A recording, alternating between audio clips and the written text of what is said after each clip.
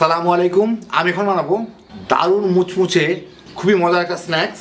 এটা French fry কিংবা potato crackers, potato chips এগুলো একটা বিকল্প বলতে পারেন। বাচ্চা কাচ্চারা পাইলে কেড়ে কেড়ে খাবে। তৈরি করা খুবই সহজ। দেখেন এটা কতটুকু মচমচে। আমি এটা গুঁড়া গুঁড়া করে দিচ্ছি, আপনারা শব্দেই বুঝতে পারবেন একটু কাছ থেকে। এই দেখেন কতখানি মচমচে, বুঝেন এইবার। এই শব্দতেই বোধহয় বুঝে গেলেন তৈরি করা খুবই সহজ। তো আসেন দেখি শুরু করা যাক। আমি এখানে দুইটা নতুন আলু এমনি ঘষে উপরে মানে চোচাটা ফেলে নিছি, খোসাটা ফেলে নিছি আর কি, অসুবিধা নাই। ছিলেও নিতে পারেন, এটা ছিলার থেকে ঘষাটাই আমার কাছে ভালো মনে হয়েছে। ওগুলাকে আমি শ্রেড করে নিব। দেখেন আমি এরকম একটা জিনিস ব্যবহার করি, আজকাল বাণিজ্য মেলা পাবেন, বিভিন্ন জায়গায় পাবেন, সেটা দিয়েও শ্রেড করা যায়। আমি টান দিলেই বুঝবেন, দেখাচ্ছি আপনাদেরকে। এইভাবে টান দিলে আলুগুলা, এভাবে টান দিলে আলুগুলা এইভাবে চিকন চিকন লম্বা হয়ে সুন্দরভাবে কাটা হয়ে যায়। আপনারা কুচি কুচিও করে নিতে পারেন। এই যে দেখেন খুব সুন্দরভাবে লম্বা লম্বা হয়ে কাটা হয়ে যায়। অথবা আরেকটা জিনিস করতে পারেন, রাস্তায় ভ্যান গাড়িতে এরকম একটা জিনিস বেচে, এটার দাম 10 টাকা। এইটা দিয়েও আপনারা আলুটাকে কেটে নিতে পারেন। আমি দেখাচ্ছি আপনাদেরকে। এবার এটা দিয়ে এভাবে টান দিবেন, এই যে দেখেন লম্বা লম্বা চিকন চিকন হয়ে পড়তেছে সব। এটাকে নাকি নারকেল কোরানিও বলে। এটা 10 টাকায় রাস্তায় ভ্যান গাড়িতে পাওয়া যায়। এই যে দেখেন কি সুন্দর চিকন চিকন লম্বা হয়ে গেল। তো আমি দুইটা আলুকে এইভাবে চিকন চিকন লম্বা করে কেটে নিব। তো আমি আলুগুলা সেট করে নিলাম। আলুগুলা সেট করার সাথে সাথে কিন্তু পানির মধ্যে রাখতে হবে, নাহলে কিন্তু আলুগুলো একটু লালচে লালচে হয়ে যায়। এখন এটাকে আমি একবার ভালো মতো ধুবো, বেশি ধোয়ার দরকার নাই।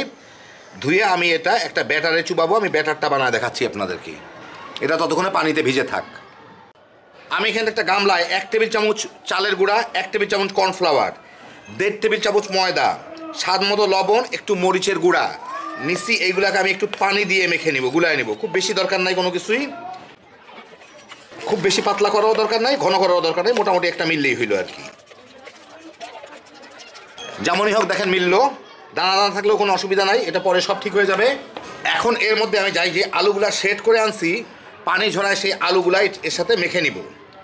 আলুগুলো একটু পরেই পানি ছাড়বে, যেহেতু এর মধ্যে লবণ আছে, আর একটু নরম হয়ে যাবে। এখন যেরকম শক্ত শক্ত দেখা যাচ্ছে, এরকম শক্ত শক্ত থাকবে না। যার যার পরিমাণ মতো নিতে পারেন, কিন্তু খুব বেশি মাখা মাখার দরকার নাই, একটু গায়ে লেগে থাকলেই হয়ে গেল। আর এমনি কিছুক্ষণ পরে পানি ছেড়ে এটা গেলগেলা হয়ে যাবে, একসাথে অনেকগুলো পানির রস দেখা যাবে, অসুবিধা নাই। বাস আমি মেখে নিলাম। এখন এটাকে 5-7 মিনিট রাখবো, আলুগুলো একটু নরম হয়ে যাবে, পানিও ছেড়ে দিবে। 7-8 মিনিট পরে এই দেখেন এই হলো অবস্থা, নরম হয়ে যায়, প্রচুর পানি ছাড়ে। এখন আমি যেটা করব, আমি তেল গরম দিচ্ছি। এরকম একটা চামচ নিয়ে, একটু ডিপ টাইপের চামচ নিয়ে, যে কোনো ধরনের চামচ নেওয়া যায়, আমি এইগুলা এইভাবে পানি সহ তুলবো। এর মধ্যে নিয়ে একটু পেঁচায় গোচায় একটু পাখির বাসার শেপ দিব, গোল, মাঝখানে যাতে একটু গর্তর মতো থাকে। এখন এর মধ্যে আমি যথেষ্ট পরিমাণ এই রসগুলা রাখবো। যখন আমি ছাড়বো তখন আমি কাত করে এই রসগুলাকে এইভাবে ঢেলে ফেলে দিব ইয়ের মধ্যে, মানে জাস্ট তেলের মধ্যে ছাড়ার আগে।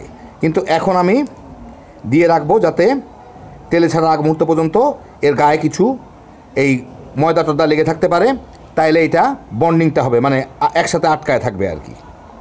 তো আমি এখন একটু রস সহ নিয়ে আমি ভাজার সময় আপনাদের বাকিটা দেখাচ্ছি। একটু নিয়ে নিই, এর গায়ে লেগে থাক। এখন তেলে ছাড়ার আগে আমি এটা ফেলবো কীভাবে আমি দেখাচ্ছি আপনাদেরকে। কিন্তু বেশ সুন্দর ঘুরায় ফিরায় মোটামুটিভাবে একটা পাখির বাসার মতো শেপ দিলেই হলো। আর খুব বেশি না দিলেই ভালো, কারণ এটা যাতে সুন্দর একটা মুচমুচা একটা জিনিস হয় আর কি। একটু কমায় দিই, এখানে বেশি হয়ে গেছে, আমি একটু কমায় দিই। যত কম দিব তত সুন্দর মুচমুচা করে ভাজা হবে। এই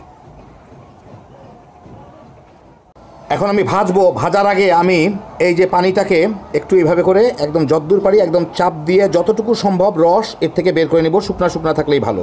এখন আমি সরাসরি গরম তেলের মধ্যে ছেড়ে দেবো। চাপ দিয়ে দেখেন আমি বের করে দিচ্ছি, কারণ এই রসটা থাকলে ওই জায়গাটা নরম হয়ে যাবে। বাস এরকম। এখন আমি এটাকে গরম তেলে ছেড়ে দিচ্ছি। এখন আমি চুলায় কড়াই একটা তেল গরম করে নিয়েছি। তেলটা মিডিয়াম হিটের মতো আছে, মাঝারি হিটে। খুব বেশি হিট দিলে কিন্তু ছড়ায় যাবে। এর মধ্যে আমি এটাকে ঠিক মাঝখানে বসায় দিব। বসা দেওয়ার পরে আমি চুলার জালটা একটু বাড়ায় দিলাম। বেশি হিটে দিলে কিন্তু এটা সাথে সাথে ছড়ে চতুর্দিকে খুলে যাবে। এখন এটা আস্তে আস্তে হইতে থাক। দেখেন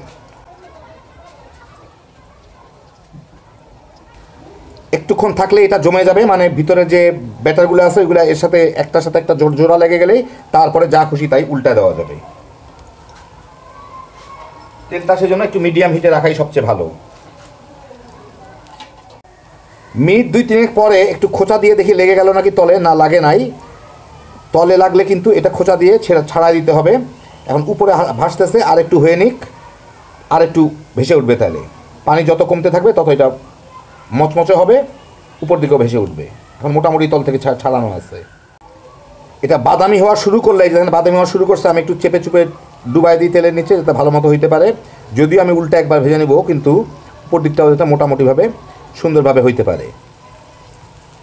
খুব দ্রুত এখন বাদামি হইতে থাকবে, সেই জন্য আমি এটাকে উল্টায় দিয়ে ওই দিকটাকে ভেজে নিই একটু। দেখেন এখন বাবরগুলো প্রায় প্রায় চলে গেছে, আমি উল্টায় এখন এই দিকটা একটু ভেজে নিই, তাহলে আমার হয়ে যাবে।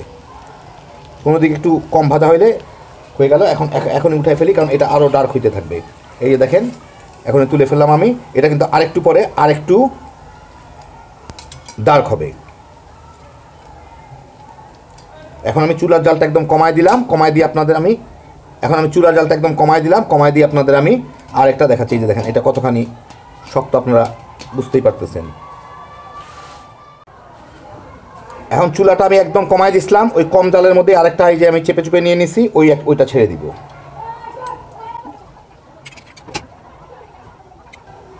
এখানে দুটা কম পড়ে গেছে, দিয়ে দিই।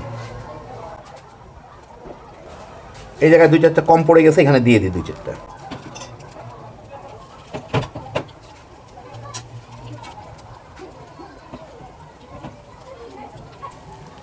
আপনারা আমার জালটা দেখেই বুঝতে পারতেছেন, একদম দেওয়ার সাথে সাথে ছ্যাদ করে উঠে নেয়, কিন্তু ছ্যাদ করে উঠলে কিন্তু এইগুলো চতুর্দিকে ছড়ায় যাবে। তো আমি আমার অসাধারণ সৌন্দর্য জ্ঞান দেখানোর জন্য উপরে কয়টা কোয়েল পাখির ডিমও দিয়ে দিলাম। হয়ে গেল আমার দারুণ মজার কোয়েল পাখির বাসা। যারা ফ্রেঞ্চ ফ্রাই খাইতে পছন্দ করেন, একবার বানায় দেখেন, তাইলেই বুঝবেন কতখানি মজা, কতখানি মচমচে, কতখানি সহজ এই জিনিসটা। বাসায় বাচ্চা কাচ্চারা যারা ফ্রেঞ্চ ফ্রাই পছন্দ করে, কিংবা আপনারা যারা পছন্দ করেন, ফ্রেঞ্চ ফ্রাই মচমচা হবে কি না, বেশিক্ষণ মচমচা থাকবে কি না, ইত্যাদির কারণে বানাইতে ভয় পান, কিংবা অনেক সময় ফ্রেঞ্চ ফ্রাই বানাইলেও কিছুক্ষণ পরেই ওটা নেতা যায়। এইভাবে একবার বানায় দেখেন, তাইলেই বুঝবেন অনেকক্ষণ মচমচে থাকে। এটা ঘন্টার উপরে মচমচে থাকে, দেখতে যেমন সুন্দর, খাইতে তেমন মজা। হ্যাপি জোশের একটা আইটেম, তৈরি করা খুবই সহজ। দেখলেন, এখন আপনারা খালি বানাইবেন আর পোলাপান নিয়ে তামা করে খাইয়া ফেলাইতে পারবেন। তো আজকে আপনাদের আমি খেয়ে না একটা ভেঙে দেখাচ্ছি কতখানি মচমচে হয়। এই যে দেখেন, আমি এটা গুঁড়া গুঁড়া করে দিচ্ছি, আপনারা শব্দেই বুঝতে পারবেন একটু কাছ থেকে। এই যে দেখেন কতখানি মচমচে, বুঝেন এইবার।